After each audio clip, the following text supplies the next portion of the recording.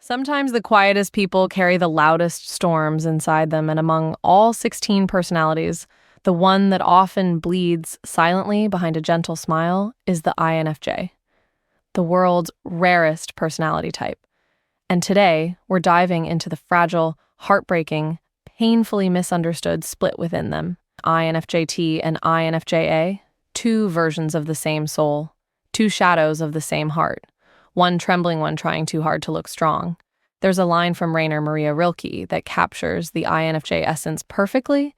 To love is good, but to love and take love as well, that is nothing short of a miracle. And isn't that exactly what INFJs are, and miracles who often forget they are miracles because they're too busy stitching together everyone else's broken pieces? What most people don't know is that the difference between INFJ A and INFJ T isn't confidence or strength or independence. It's pain, silent pain, unprocessed pain, pain that took two different shapes inside the same rare heart.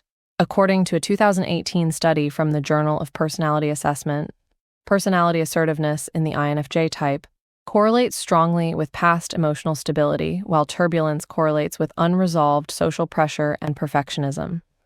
In other words, INFJ has learned to survive. INFJ-Ts are still trying to, and both versions carry stories they rarely tell. The truth is, an INFJ never starts as A or T. They become one based on the battles they had to fight alone. Somewhere in childhood or teenage years, INFJs learn that the world doesn't understand quiet kindness. They learn that people often take softness as weakness, and from that moment, two paths silently appear. One path hardens them enough to pretend they're okay, the INFJ-A, and the other makes them crumble inward while still trying to look functional, the INFJ-T. One becomes the protector, the other becomes the wounded healer.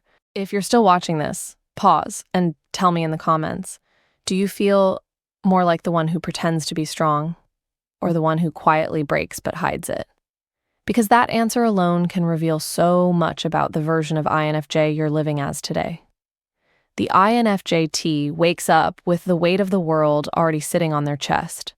They overthink everything, the good, the bad, the neutral, even silence. A delayed message feels like rejection. A short reply feels like betrayal. Even when nothing's wrong, their mind whispers, but what if something is? They don't want reassurance. They crave emotional safety, and the lack of it sinks into their bones like cold rain. INFJ-Ts don't just feel emotions, they drown in them. They anticipate failure before success. They apologize before speaking. They break before anyone notices they're hurting. There's a heartbreaking pattern psychologist Elaine Aron mentioned in her research on highly sensitive personality types. She found that individuals like INFJs develop self-protective strategies, not because they are fragile, but because they've been emotionally overloaded for too long. INFJ-Ts embody this so painfully well. They're not weak, they're tired. Tired of caring more than people care back. Tired of giving without receiving. Tired of loving people who only show up when they need something. But INFJ-As, they learned something different. They felt similar pain but built shields instead of scars. They're confident in a quiet, unforced way. They trust their intuition. They don't panic when someone pulls away. Instead, they whisper, if it's meant for me, it will stay. They don't chase people. They don't beg for validation. They're not colder, just calmer. They're not emotionally detached, just selective. But here's the most tragic part. INFJ-As also feel deeply.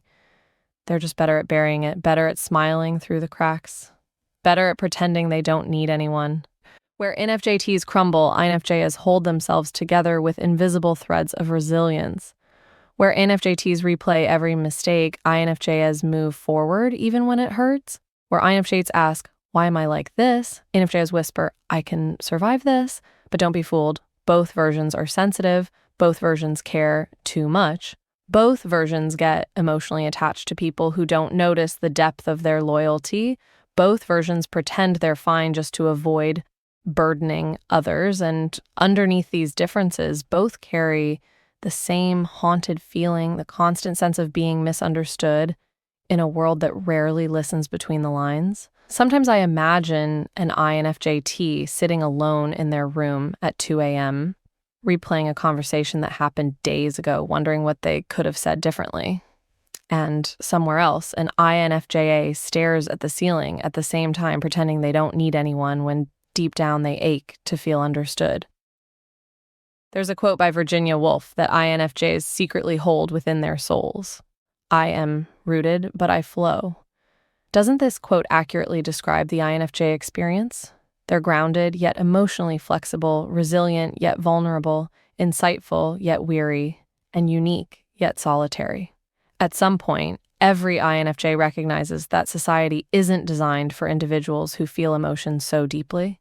As a result, they conceal their feelings, remain silent, and take on various roles: caregiver, emotional supporter, listener, healer, but rarely seek care for themselves.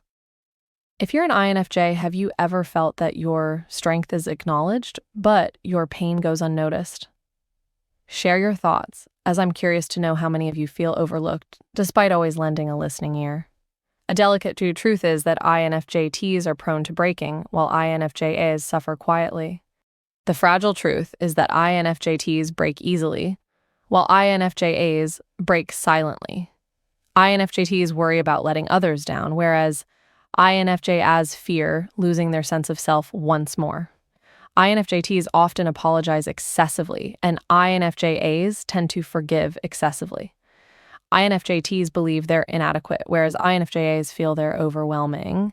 Despite these differences, both INFJ types possess something precious.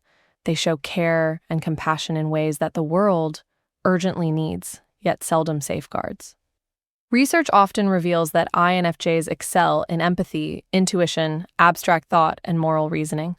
A 2020 study discovered INFJs are uniquely adept at empathetic accuracy, sensing emotions even when left unexpressed.